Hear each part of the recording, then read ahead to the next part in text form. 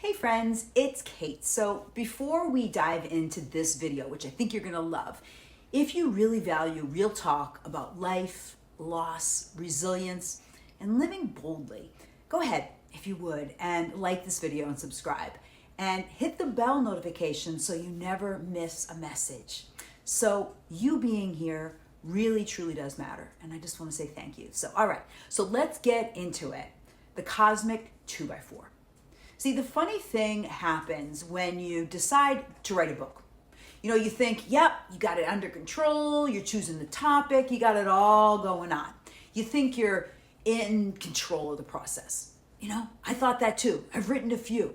But when I was deep in the middle of writing my last book, Age Out Loud, a book about strength, vitality, aging strong, confidence, and living boldly after 50, I was rolling. I was cruising along. Chapters, stories, insight, it was coming out fire. And because I'm me, I was also prepping for another bikini competition. Yep, I sure was. I was dialed in, I was focused, I was disciplined. You know, every calorie, every workout counted. And, you know, this is the thing. Everything was tracked, yet something hit me. And if I'm going to be honest with you, let me just say that prep, that laser focus thing that I'm so good at, the go, go, go Kate energy, it wasn't just discipline. I hate to admit it. It was a little bit of distraction, okay? A lot of distraction. A socially acceptable way to outrun the deeper things I didn't want to feel again. Then one day I was sitting in my chair writing my book and I thought I was cruising along and the words just stopped. I was frozen. You know, it was like literally someone unplugged the power cord from my brain. I didn't know what it was. You know, it wasn't the coffee. It wasn't I had too much coffee. It wasn't Mercury retrograde. I didn't have another competition planned, at least not to another season. And I realized this. This is what happened. I knew that I wasn't stuck.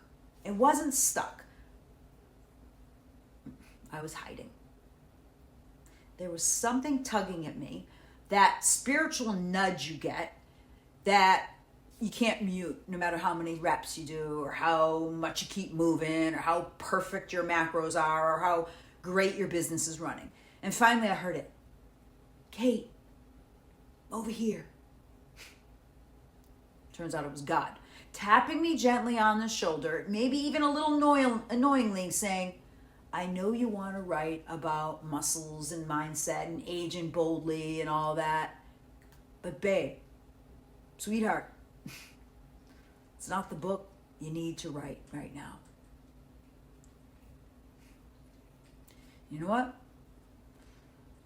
Tears came to my eyes because I realized grief, please, not again, because grief and I, we've already danced some pretty intense dances, grief and I. But truthfully, I just have to be honest with you, grief didn't start with me in adulthood. It started long before that. It usually happens with most of us. I grew up with 8 siblings, 11 of us in the house. And let me tell you, it was pure, unfiltered chaos. Now I know every sibling has a different story, but I know it was chaos for me. Someone was arguing, yelling, there was anxiety, there was drug use, and I felt out of sorts. It's hard to explain the chaos in that, but I knew very early on that I had to find a strategy, a way that I could handle all of that chaos. So I became the one that didn't need anything. Helper. The calm one, the bubbly one, the responsible one, the one who held it all together.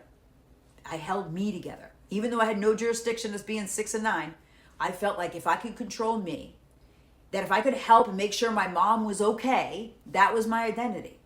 That was the identity long before I even knew what that meant. So when my brother was murdered, when I was 23, I didn't collapse into grief, really. I became numb. I became the protector, you know, the good daughter, the fixer, the strong one. I was cleaning out his room. I went to the court proceedings and I just realized that I had to be strong. I had to be strong for my mom. I had to be strong for my dad. And it basically ignored my own heartbreak. Kept doing that for decades, into motherhood, into the businesses, multi-million-dollar businesses I've grown, into relationships, yep, into every bikini prep, into every version of Kate I built. So I didn't have to sit still long enough to grieve, to have grief catch up with me, to be honest. So the process of when I was writing Age Out Loud, of course, I didn't want to go anywhere near grief. I was like, no way, right? But grief is, because grief was the one that threatened who I was, right? That emotion threatened who I was. The girl that holds everyone else together. But this is the deal. When we're called to do something, it doesn't negotiate. Grief was here. It was calling me to meet it. It was tapping me on the shoulder until I turned around, until we all turn around.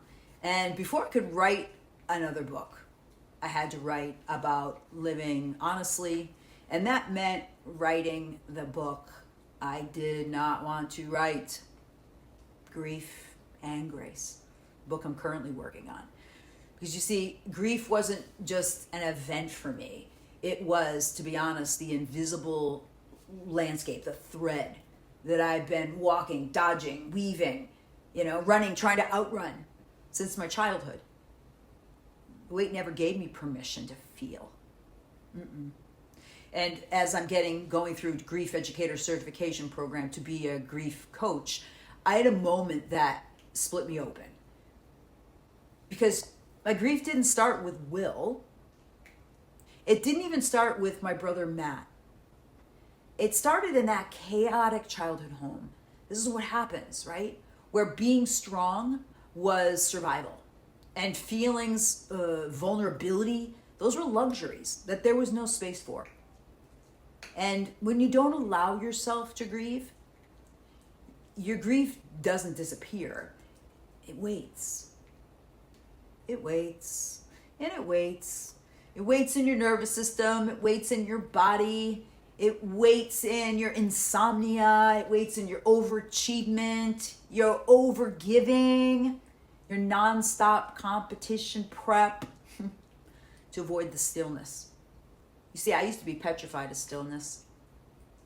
And grief, it waited for that moment when I decided to stop, to sit.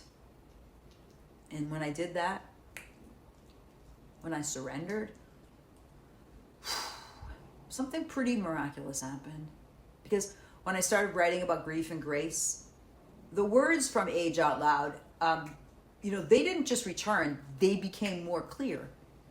Because I was coming from a place of more honesty, more vulnerability, and more truth. Because I was more true. Because I learned that I had to be kind to myself. Because I also realized I couldn't teach people about living boldly and courageously until I learned to live more honesty and with vulnerability. So, here's what I want to leave with you. Every one of us, every single one of us carries grief. Old grief, new grief, childhood grief, the grief of being strong for too long. But grief is not the end of your story. It's not the end of mine. Realize that grief is actually the teacher that's alongside with me. And grace is the hand on your back whispering, "You're not done yet, babe. There's still life in you. People still need what you got."